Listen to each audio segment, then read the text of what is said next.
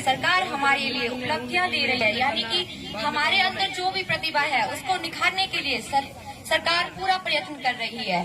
अब बात हमारी समझ की है कि अगर हम सरकारी शिक्षा को कम आंकते हैं तो यह हमारी गलती है। अगर मैं आपसे पूछना चाहूँ, आप सरकारी शिक्षा को ज्यादा बेटर मानते हो कि प्राइवेट शिक्षा को ज्यादा बेटर मानते हो? तो ज्यादातर यही सोचते हैं, भले ही सीधे नहीं बोलेंगे, ज्यादातर सोचते हैं कि प्राइवेट शिक्षा बेटर है।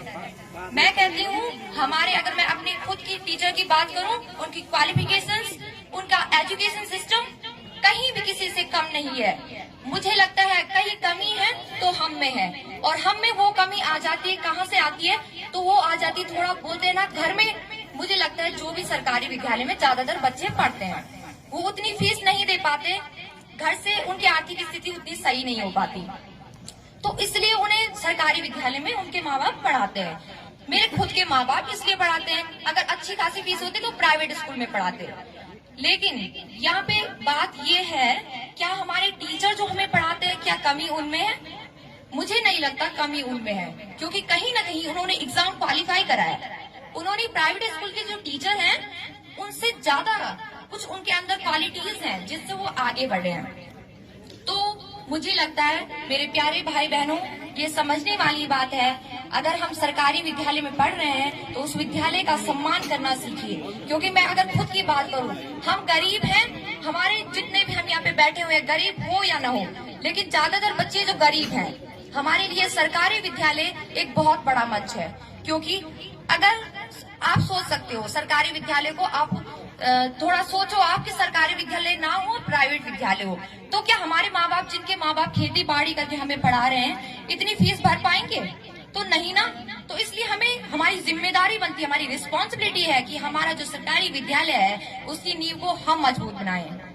इसलिए शिक्षा एक बहुत बड़ा हथियार होता है, because education is the most powerful weapon which can use change to the world. And परिस्थिति तो अब बहुत छोटी चीज है। आप अपनी परिस्थितियों को देख के कभी मत सोचना, आपका जो भी एम है, जो भी आपका लक्ष्य है, आप कभी भी उसको इसलिए मत छोड़ना कि आप आज किस कंडीशन में हो।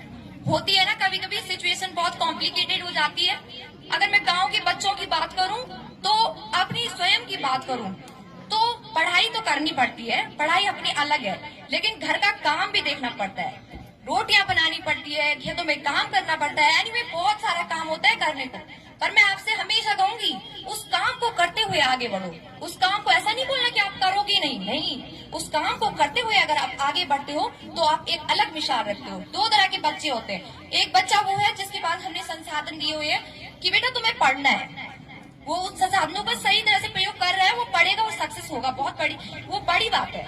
लेकिन उससे भी बड़ी बात होती है जब कोई बच्चा स्वयं अपने लिए संसाधन जुटाता है, क्योंकि उसे तो आगे बढ़ना है ना, इसलिए वो स्वयं संसाधन जुटाता है और आगे बढ़ने की सोचता है। और प्यारे भाई बहनों, ये बात हमेशा याद रखना, क्योंकि दिन के उजाले में तो कांच भी चमक जाते हैं, लेकिन जो रात के अंधेरे को चीर कर चमक दिखाए वो असली हीरा होता है। और हमें असली हीरा बनना है, क्योंकि अपने माँ बाप के सपनों को जो पूरा करना है, अपने माँ बाप के सपनों को इसलिए नहीं तोड़ सकते कि हम गरीब हैं, हम छोटे हैं, या हमारी सिचुएशन बहुत कॉम्प्लिकेटेड है। हमें परिस्थिति को हराना है, क्योंकि हमें आगे बढ़ना है। अपनी परिस्थितियों को कमजोर मान के स्वयं को कमजोर मत मानो, अपनी परिस्थितियों को मजबूत बनाना है, ताकि स्वयं को मजबूत बना के हम अपने आने वाले भविष्य को और मजबूत बना सके।